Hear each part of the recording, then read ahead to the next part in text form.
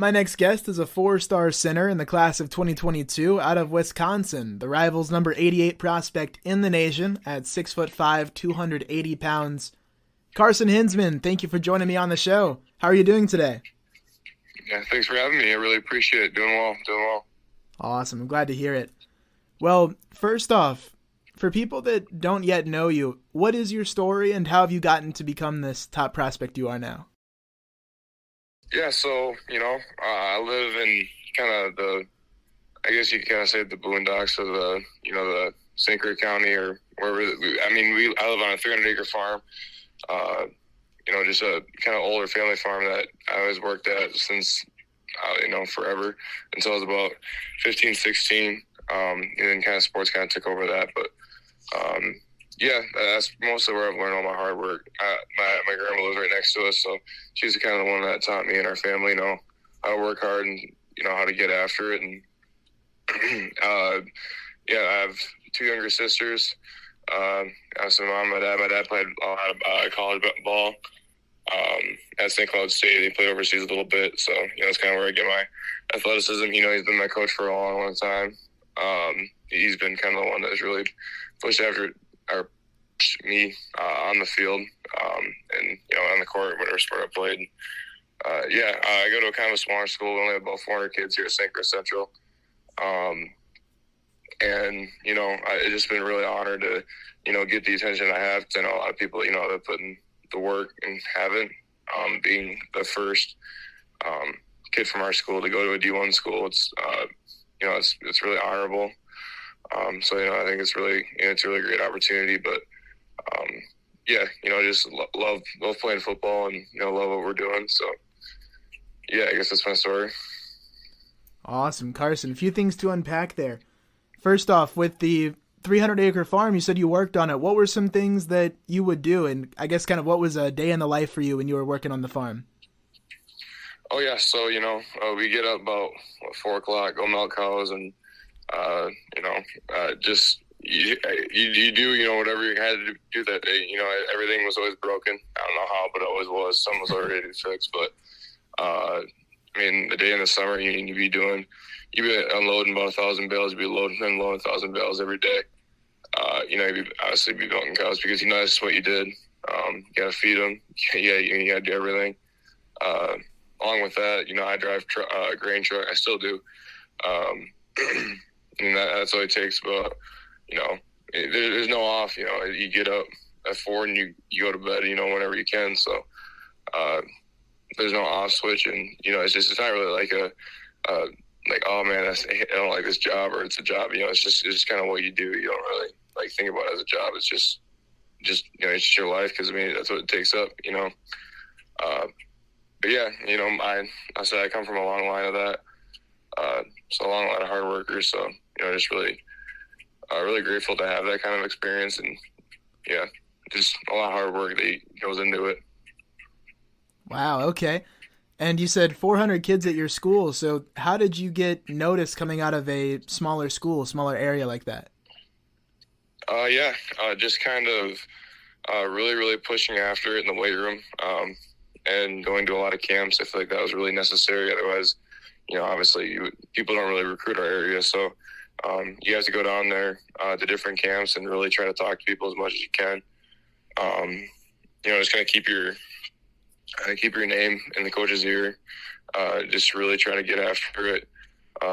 Recruiting, on the field and even on Twitter. It's a big thing as well to get yourself out there for attention. But I think the biggest thing though was just the consistency of kind of every day being in the weight room and being on the field. Practicing. I feel like that consistency really builds up, and a lot of coaches really see that. They really see a good worker. So, I learned that from, my dad and people around me, especially my grandma, but I feel like that's what coaches really kind of look for. And especially when they see that from a small community where you can get a player like that, I feel like they kind of see that they're getting a quality person. I guess that's kind of how I got my attention out of here. Sweet. All right. Well, in terms of recruiting, what's the story behind your first offer? So this is back when Coach Polsek was at Iowa.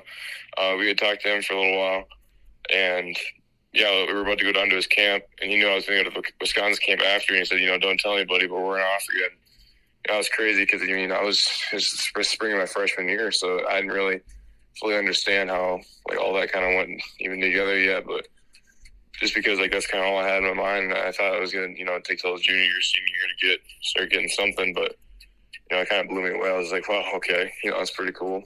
2 days after Wisconsin offered me, which I thought was crazy, and it just kind of opened up from there, but, yeah, no, just really, really crazy, just kind of, back to back.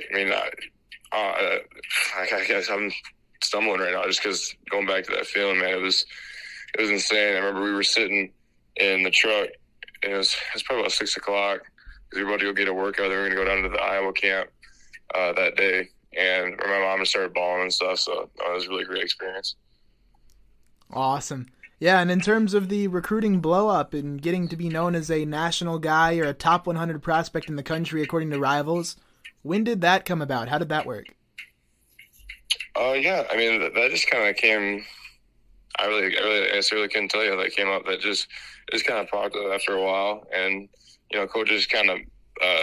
Obviously, it's kind of one of those things where as soon as one person bites, it's kind of everyone gets to hop on. But totally fine with me. I think it's awesome. So, one of those days you just kind of look up, or I think it was my buddy who actually told me. He said, "Dang, you're a 4-star." I was like, I had no idea what that meant. So I was like, that's cool, I guess. So I just, really lucky to have it. Wow. Okay. And when was that when you said, I didn't know what a 4-star meant? Shoot, I think that was probably probably end of my freshman going into sophomore year. I had no idea about any of that stuff. I was kind of like, sounds cool. I realized I carried any weight or anything, but I said really fortunate to have it. Awesome. You mentioned at the beginning that you're going to be the first from your school to go Division I. Is that correct? Yep. Okay. And how old is your school, I guess, is my first question. It goes back a long, long ways. I couldn't even tell you when it started. It's like a 2-town school. So, I really couldn't tell you, probably back to, probably 1800. Late 1800s, but probably say 1920 is when it started picking up a little bit, but no, it's an older school. Wow. Okay. And is it first to go D1 in football or any sport or what? Any sport, yeah, to get a full scholarship in D1. Wow. Okay. And when you hear things like that, what comes to your mind? What are your thoughts? I'm still just man, I just like to play football. I still don't understand it. It's insane. I know you put in all this time in the weight room and stuff like that, and on the field, but as soon as you get that, it's this almost feels too easy. After, if you've ever seen this show Greater, when he gets the starting spot in the Colts, he's like, man, this feels too easy. And they're like, all that time you put in before that is what it made for. So I'm still in shock about it. It's I said it's crazy because you always, at least on when I was a little kid, always looking up to the seniors and stuff, seeing them at the homecoming rallies and just wow, those are the guys I want to be. And then going up and at least trying to be those guys or exceeding them a little bit. It's a really honorable thing because, like I said, I really didn't even know that either until last year. They're like, you're the first one to ever do this. I was like, no, I didn't at all. So, no, just really cool opportunity. Wow. Awesome. Okay. When we look at the tape and break down who you are as a player on the field, what are things that you feel like you do well or things that are strengths of yours? Yeah, I think personally, my feet, or at least my quickness, I feel like that can really helps a lot. Growing up in a, primarily kind of basketball household, I feel like having good feet was just kind of a gift I got. But yeah, I feel like that, along with just kind of a good drive, just being quick off the ball, I feel like is a big one. I mean, obviously we don't play the greatest competition down here, but I feel like even if like we go to camps or something, I feel like that quickness, the combination with like strength and explosiveness, I feel like that's what really helps me elevate my game on the field. Okay. When you look at comparisons to maybe college or pro guys and who your game might be similar to in terms of style, what might come to your mind or who might come to mind? Yeah, I mean, like when I was younger, I was idolized guys like Larry Allen or like Joe Thomas, those kind of guys who were just kind of freaks. I mean, obviously Joe Thomas was like crazy, and Larry Allen, big dude. He just kind of got after it, and obviously he's a fast guy as well. Chasing down those linebackers somehow, but yeah, just kind of those guys. I mean, when I was younger, I always looked up to J.J. Watt. I mean, obviously I'm not a DN, but for him to go through Wisconsin and obviously be the freak he is, watching his game and him being so explosive, I feel like that really wanted me or make me get up to that level. So, I feel like those kind of guys really just spoke to me in a way that I wanted to be like them. Got you. Okay. And then outside of football, what are some things that you enjoy doing, some hobbies or things that you do for fun? Yeah, I mean, obviously football kind of takes up a lot of it, but, whenever I can find time, I mean, I eat at my grandma's house every single night. I'm always over there. She only lives like a quarter mile down the road because we live out in the country, so it's like only my family, like pretty close to each other. So I go down there. I have a 67 Mustang I work on, just kind of for fun. Trying to build that back up. I mean, obviously farming takes up a lot too, so you're always doing something there, but trying to think of other things. I mean, I guess play guitar a little bit whenever we can. We go up north because that's where my mom's family's from. It's from up in the Upper Peninsula, so that's kind of a necessity up there. So, fishing a little bit, hunting if we can. But yeah, just I mean, obviously hanging out with friends, post practices or whenever we can as well. So yeah, just trying to be well rounded, and getting a little extra. I don't know. I guess just working out is biggest thing. I'd probably say outside of football. I know that's kind of with it, but it takes a lot to try to get up here. Or I shouldn't say here, that sounds weird, but try to get up to, greater level. Obviously seeing other guys who've done it, that's what a lot of their devotion goes towards. So, a lot of the times really in the weight room. Awesome. Okay. And you said you go to your grandma's house a lot to eat. What kind of food do you get there? Oh shoot. I mean, everything. I think tonight, I mean, she's making some she got her potato soup or something going on. I don't know. It's crazy though. Like it's always good. I mean, I've been eating down there since I was like, I'm probably even spiritually, I was eating down there before I was born. Yeah. She's always put food on the table every night, and I mean, if you look at my voicemail, it's every single night.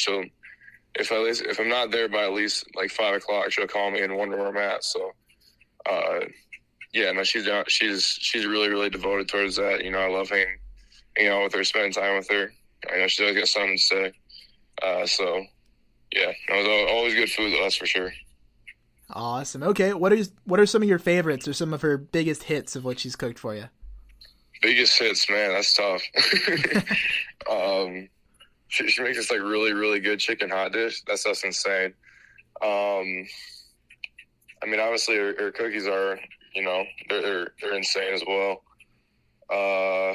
And that's just goes with anything. I really don't know because, like I said, I mean, everything she makes is good. So, like, obviously it made me into the kind of the player I am today. Nutrition's obviously really important. So, the food she puts on the table, I guess it helps a little bit. And you said you work on a 67 Mustang. How'd you get started in trying to work on cars? Yeah, so I know really absolutely nothing about cars. I just my dad always used to watch these like auto shows, and he's really not a car guy either. But I just kind of got into it. We got it from a guy up in Minnesota. So just kind of started wrenching away on that kind of stuff, and yeah, I feel like it's just like a good like pastime to, just kind of kill time a little bit. It's pretty cool. Like, you kind of splice a couple wires here, really like blow your motor there, but like eventually you get it running. So, I always think it's a pretty cool, opportunity, and it'd be a pretty cool thing to like obviously show your kids one day, or show the people at school one day at homecoming or something like that. I don't know, just be cool. Yeah. Okay. And when you say you got the car, what kind of condition was it in? Oh, I mean, it was in a condition. I wouldn't say it's the best, but it was struggling a little bit. We had to put a lot of work into it, put a lot of long hours into that thing. But yeah, it's a really great opportunity to work with my buddies and stuff like that on it. Yeah, we do a lot too. We had to rip the engine out twice just because the thing was kind of messed up. But yeah, we did a lot of body work on it and stuff like that. And